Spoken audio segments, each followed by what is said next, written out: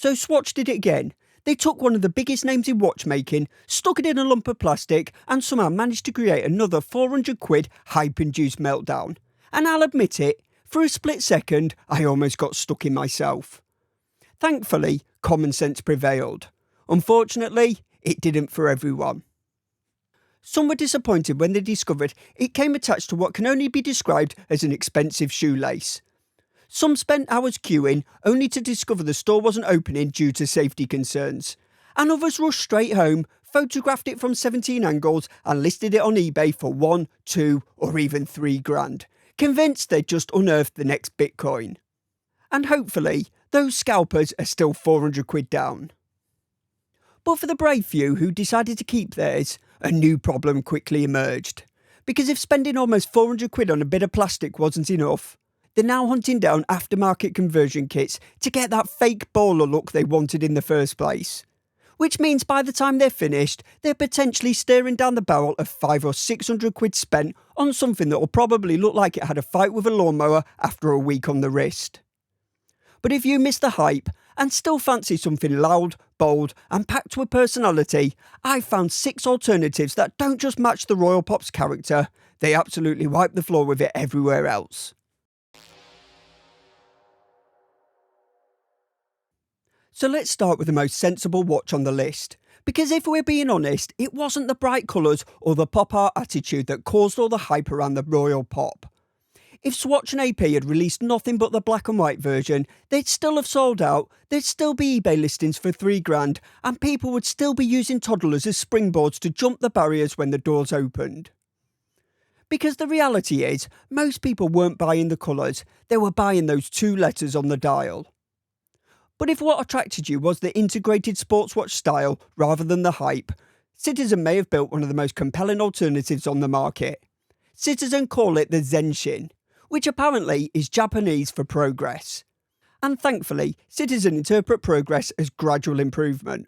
Swatch, on the other hand, seem to interpret it as seeing how quickly they can turn horological icons into disposable toys. And the Zenshin takes its name to another level. Because progress isn't always flashy, sometimes it's just looking at 4-figure Swiss watches and thinking, yeah, let's try selling it without the logo and see what happens. And what happens, apparently, is a great looking titanium integrated watch with sapphire crystal, an automatic movement and enough dial detailing to make a novice wonder why you're driving a Fiat Panda, whilst a Swiss watch enthusiast starts questioning whether the depreciation on their collection was really worth it. There's no limited edition nonsense, no waiting list, no mysterious allocation process, and nobody deciding whether you're important enough to buy the thing they're supposedly trying to sell to you. It's just a good watch for a great price. It's not trying to reinvent watchmaking, it's just happy being competent, which, in a world of hype launches, waiting lists, and collaborations with whichever clothing brand is currently charging £180 for a white t-shirt, is becoming quite refreshing. The bracelet integrates nicely into the case, the 40mm size feels just about right, and unlike a lot of watches chasing the luxury sports watch look, this actually manages to look fairly unique. And that's probably the biggest compliment I can give to it, because whilst half the industry is busy trying to replicate the Royal Oak without receiving a cease and desist letter, Citizen have built a watch that's perfectly happy being a citizen. If you're absolutely determined to wear something that looked like it came out of a Kinder Surprise, but you're not prepared to spend a week's wages doing it, then meet the D1 Milano.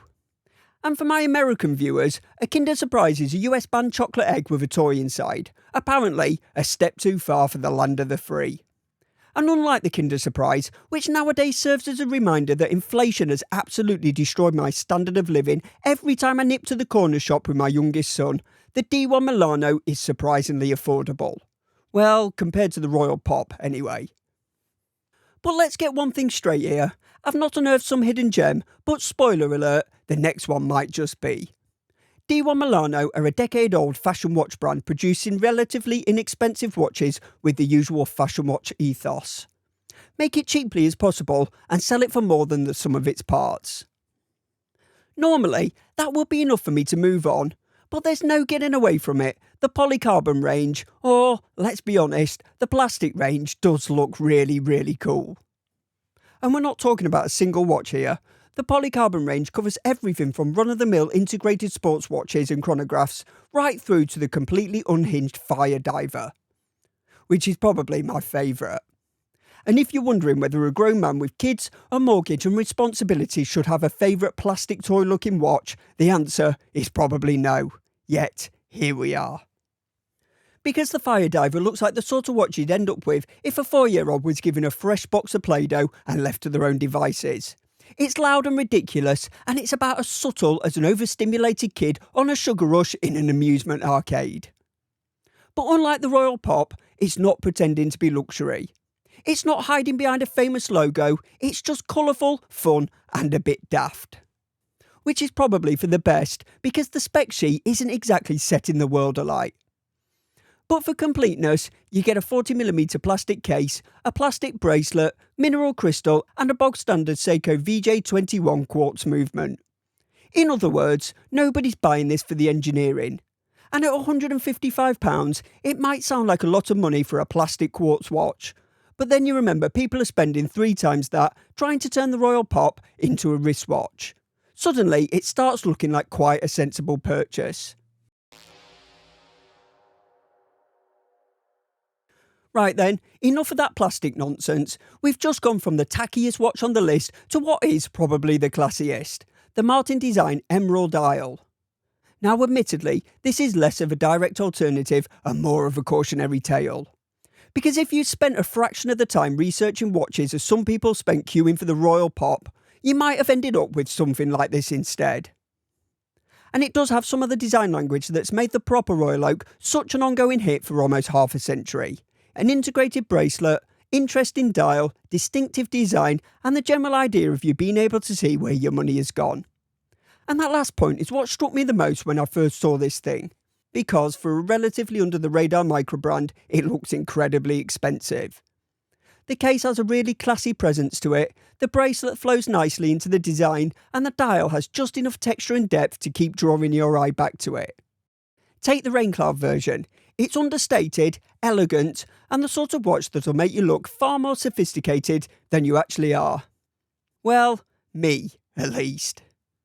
Which makes what happens next even more surprising. Because once you've finished admiring the sensible colourways, Martin Design suddenly flip the switch and give the watch a bit of attitude. And that's where the greens, the blues, and my personal favourite, the 1970s carpet orange come into play. That's the beauty of being a small Slovakian-Irish microbrand. You can make an integrated sports watch in any colour best described as 1970s carpet orange without having to explain yourself to shareholders. It's a watch born from one designer's vision rather than 30 people trying not to offend anybody. And thankfully, the spec sheet backs up the looks. You get a nicely proportioned 39mm case, a 47mm lug-to-lug, sapphire crystal and a premium Miyota 9132 movement.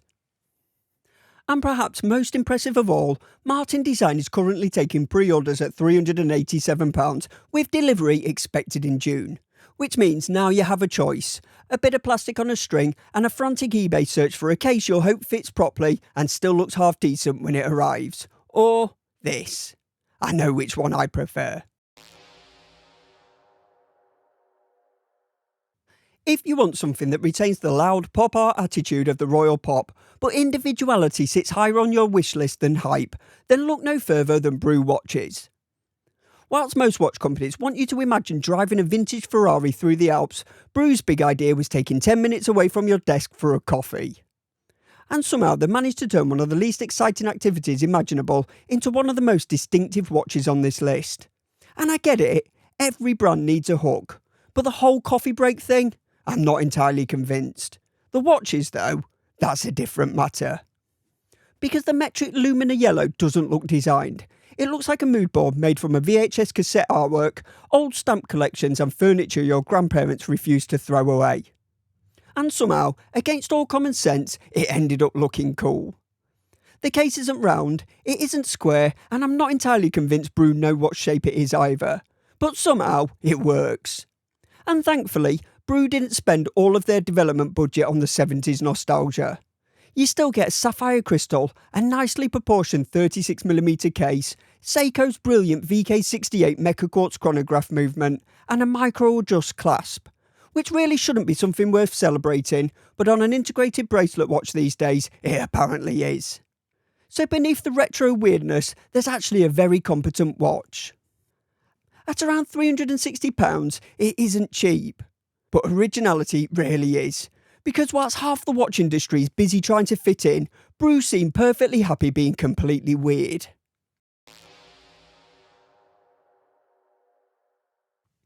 There are two types of people watching this video. Those who've already discovered IXDAO, and those who are about to spend the next few minutes questioning some fairly expensive purchasing decisions.